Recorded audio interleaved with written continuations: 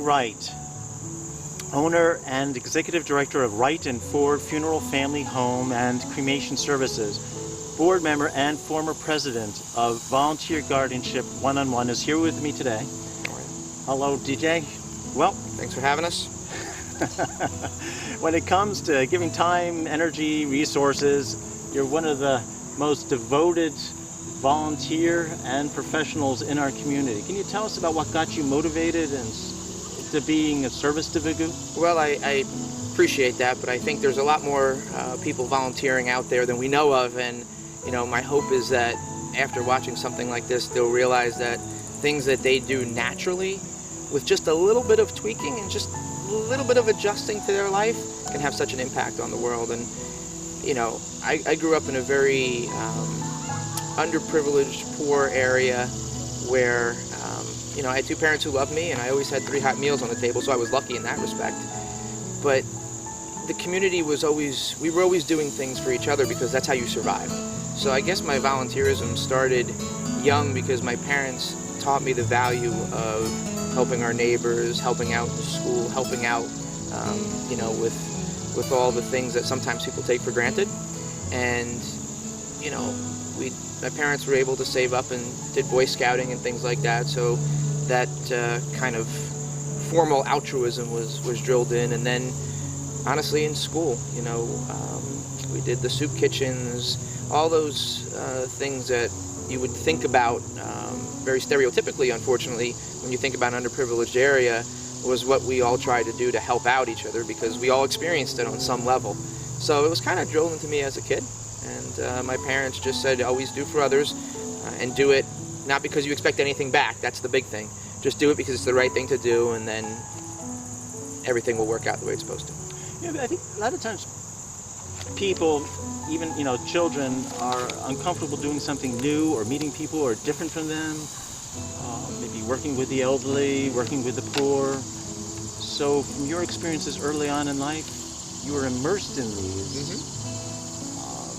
Big time. Do you find the youth today in Hunterdon County, there's service requirements, aren't there, in high school? There are, and I've been involved with Interact through Flemington Rotary, and we have great students in Hunterdon County. Absolutely wonderful. They're not kids. They're forced to grow up very quickly. They don't have the youth that many of us did in the sense of being allowed to stay young. These are wonderful, but they also come with a lot of responsibility, and I don't necessarily think sometimes the intellectual capacity of our brain catches up with our numeric age. So the students of today, they have an altruistic bone. I think there's just so much that they can get involved with. They're pulled in every direction. They don't know what's right or wrong, and they haven't found their own inner monologue on things that they want to do that make them feel good, other than I got to do this to check off a box for college, which is sad. If you're checking off a box for college, you're not you're not doing it the right way. I think it's good, though, in the sense that it forces some people who may not have gone out to do it naturally to go out and really learn and grow and develop. So it's a double-edged sword. But I think the motive is a lot there for most people. It's just how we trip it to get them full-time is very convoluted in today's society, through no fault of the younger generation. And how do you help somebody like with a volunteer guardian, someone who's interested in being one? Mm-hmm. How do you help them over that hump of that unease? It's something new and different. Well, I think volunteer guardianship one-on-one is not unique in the way its board structure is, but I think, and I mean this with all humility, that it's unique in the constant love and just checking in that the board members and their contacts have with the guardians. No one is left alone. That's our motto.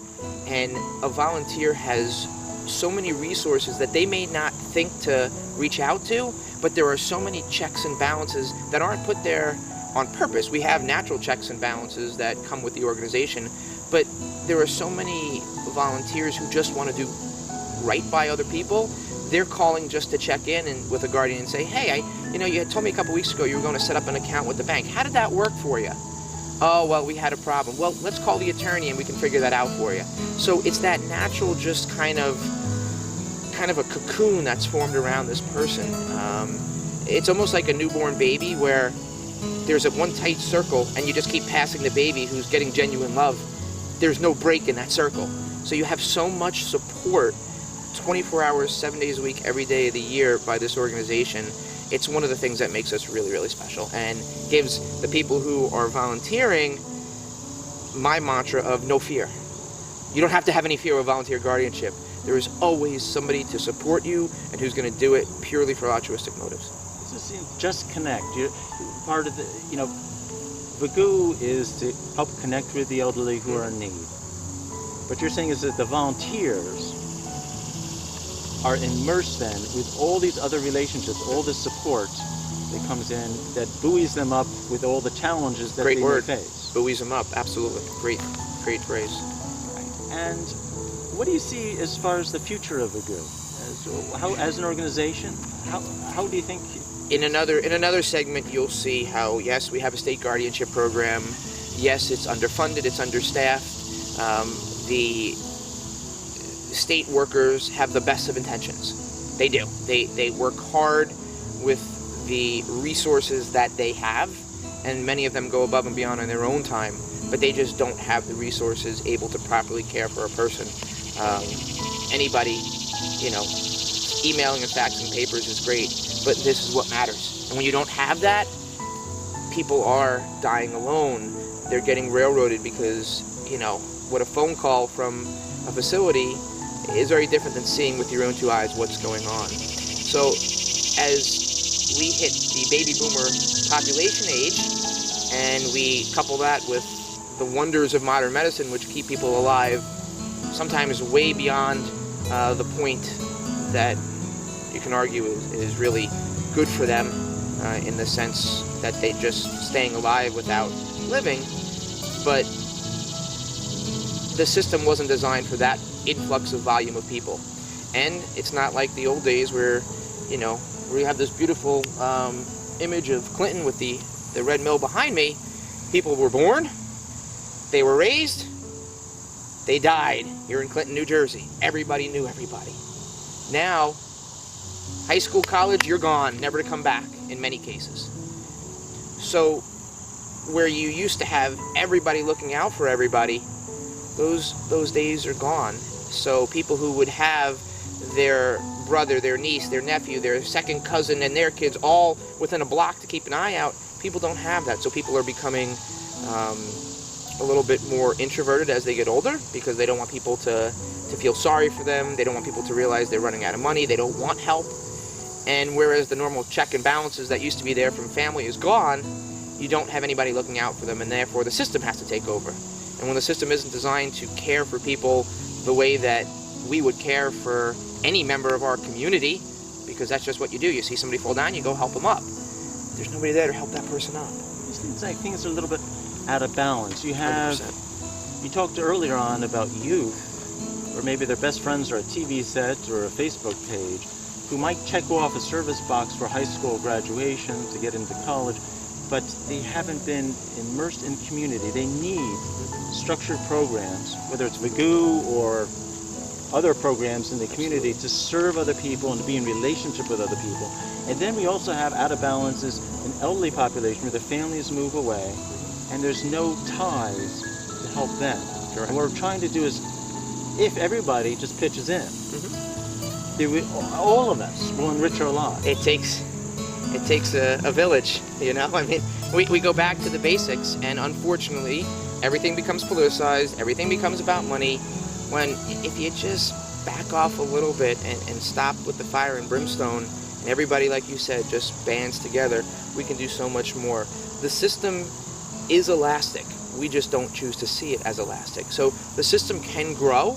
We just have to put in the natural resources to let it stretch to its natural abilities, instead of everything being about the almighty dollar. It's just, there's so much that is happening in such a short period of time organizations like, Volunteer Guardianship One-on-One are so vital because the need is just exponentially rising. It's not, a little bit here, a little bit there. It's exponentially rising. And, you talked about the youth before. You're going to hear in another segment from Bonnie Duncan, the executive director of the United Way. And some of their programs, for example, they have a great backpack program to get the kids going to school. If older kids come out and help with this program for the younger kids, you see how it would trigger something in their mind to naturally care for their community. And what can they do as older youth? They can help care for the younger youth because that's easy for them. That's a natural part of growing up.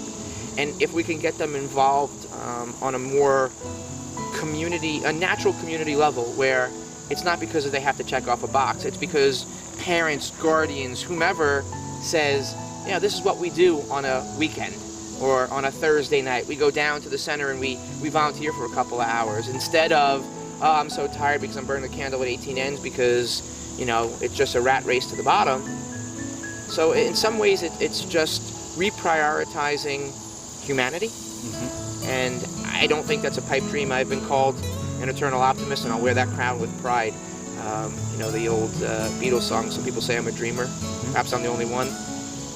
I really believe if we all just stop and just take a little bit of the bandwidth that we're all, some of us don't think we have any more left, and just readjust a little bit towards other things, we have a chance to shape this world for the better and change it for the better. Well, hopefully these videos will amplify what we can offer the community as Vigoo, and how we also have benefited from the community. Absolutely. We talked about with the volunteers earlier about how their lives have been enriched by immersing themselves in these volunteer experiences. But we also talked about caregiver burnout, and which is particularly exacerbated by administrative challenges, and how grateful they are that Vigoo offers a whole array of support to help them get through some of these challenges. What do you think should be done in the future to make it, because people are frightened of not being of their expert level, doing something different? I think maybe just another word of reassurance for somebody who's watching this video, who has no financial experience, doesn't understand Medicaid themselves. How do they go about this? The people who run Medicaid don't understand Medicaid themselves. So it's one of those things where it's a leap of faith. It's all you have to do, and we've said this for many years, all you have to do is care and have a heart. We will provide everything else you need. And as we go through, look, maybe your emotions are such where you're investing so much where it's unhealthy for you, so maybe you should be actually taking care of a ward. There's 30 other things that you can do to help facilitate that person's care. So there's always something to do in our organization, but at the end of the day, we will never throw anybody out into the river without a huge boat, 18 life preservers, 30 lifeguards, and a big vacuum to drain the water if none of that works. I mean, there are so many stopgaps in place, and mind you, not from accidents or oops things over the years like most organizations develops. It's an oops, oh, we didn't see that coming. No, this is because there are so many hearts out there that are right there. In addition to all the rules we have, we just want to make it easy for people. We want people to do what they do best, which is care. That's what we want to do. And bureaucracy is there for a reason. Look, I'm a funeral director. You want to talk about bureaucracy? Someone comes in, and instead of me trying to learn about their loved one's life, I got to give them a stack of papers 18 inches thick. Well, I try to do that at the end, but the reality is bureaucracy exists for a reason. We take the bureaucracy and nullify it in the sense that it's not a part. They know the rules, they know they have to follow the rules, there's some training and all that, of course. But we don't let the bureaucracy take hold and nullify their volunteer experience and the reason they got in for the first place, which is because they just want to help. And when you just want to help and all you do is get cold water dumped on you, eventually, no matter how strong you are, it's going to whittle you down. We really put up the shields to block that cold water and protect people. Not absolve them from the rules they have to follow, nor their responsibilities to do what they signed up for.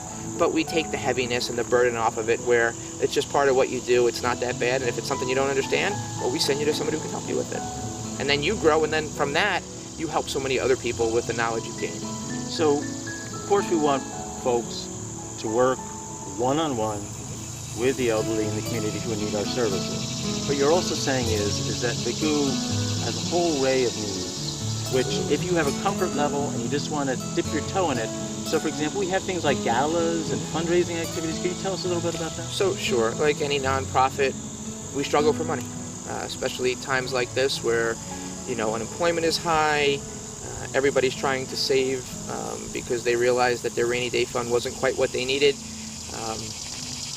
We're struggling because we can't hold events, we can't have things like that. So we're trying to get creative, but there are so many different facets, from fundraising to individual knowledge bases, from a real estate person to an attorney to a funeral director to a psychologist, you name, to just somebody who had a parent age and die.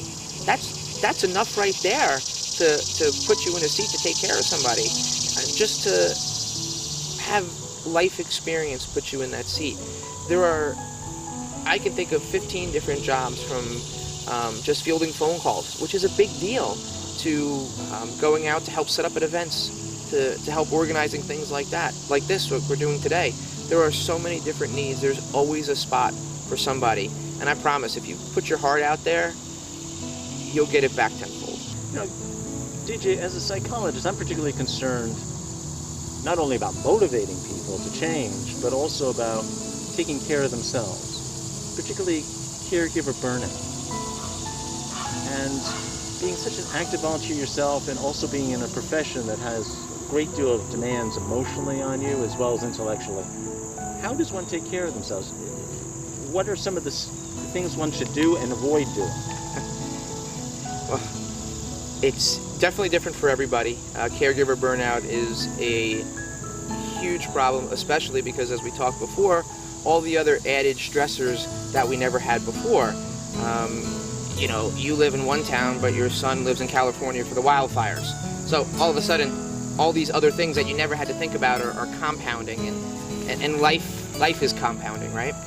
So with all the stresses that have come with technological advances and societal growth, burnout is a major, major problem. And it's one of the things that we see which drives people away, not from volunteer guardianship, because we take a lot of pride in checks, but a lot of other organizations I'm part of. Volunteer guardianship, we're very big on making sure that if we know, for example, your ward just got a hospice diagnosis, we're not going to leave you alone. We're going to have random people call and check in on you because you've obviously had a rapport with that person. And all of a sudden, your auntie is now dying. Well, it's not just your ward that's dying, it's your friend. So you're going to be experiencing a major loss in your life. We want to make sure that there's a net there, not just to catch you, but we want to be there to support you just because we're friends. So we take great pains to make sure that that's all looked after. But little things like going for a walk, the physical, spiritual mind connection is very important. I think people underestimate that too much. We're filming this on a Sunday morning. I'm in a suit, not just because I wear a suit everywhere, it's because I've been working and I'm going to go back to work on the Sunday of Labor Day. But sitting out here by this beautiful view has actually been calming me. Watching the other interviews has been great because, I had a chance to just kind of hit the pause button and appreciate all of the beauty around us. So simple things that we may not have a lot of time for in life, because time is another big thing, but going for a walk, trying to find things that you enjoy doing, and making even just a small allotment of time each day for that. For example, you can't tell now because I have what I call pandemic belly and chin, which is why I love wearing masks, because they hide all 4 of my chins that didn't exist in February. But prior to the pandemic, I had forced myself to start working out. And I went to the Max Challenge in Flemington, and that was my 45 minutes a day. That was my time. And I didn't realize I needed it until all of a sudden I didn't have it anymore. And it was, you feel better, your mind works a little bit smoother. So don't underestimate that physical connection. But just doing things that mean something for you. Reading a book, watching your favorite movie, calling your friends from high school that you haven't talked about in a while. Things that just mean something to you to try to get you off of a thought process that might be bringing you into a negative direction. And also, frankly, remembering to reach out for help. One of the easiest ways to combat caregiver burnout is for one guardian, for example, to talk to another guardian who's been through it. They get it. So it's basic, simple things that we sometimes take for granted, but as an organization, we try to facilitate. Look, we have a list. All right, we know this person had a very similar experience. Let's have this caregiver who lost their ward 4 years ago call the guardian who's going through it right now and say, listen, I'm here. And sometimes, Jonathan, just the act of telling somebody you're here without preaching, without saying you know what's going on, or telling them how they should do things or whatnot, but just letting them know that you're there and your ear is always available. That's the most important thing to somebody. So, little things like that. Well, it's inspiring that, we have a community of people whom we are appealing to become even more active. And our history of taking care of previous volunteers and their commitments. I mean, Marsha for 12 years is quite a commitment. And, Christine and Lisa, Christine talking about, well, I can't do it all on my own. And so therefore I'm working in conjunction with others to help this one in particular individual. Great example. And Lisa, with her wealth of experience, she's willing to share it even with other volunteers. Absolutely. So there's a whole big support network. I want to thank you very much, DJ, for your commitment for the community and for Vagoo. And enjoy the beautiful day and take a deep breath. Absolutely. And appreciate what we have. We'll go back to our happy place. Yeah. Thank you all, and please don't be afraid to reach out to any organization that really you think you can make an impact, and you will. Thanks.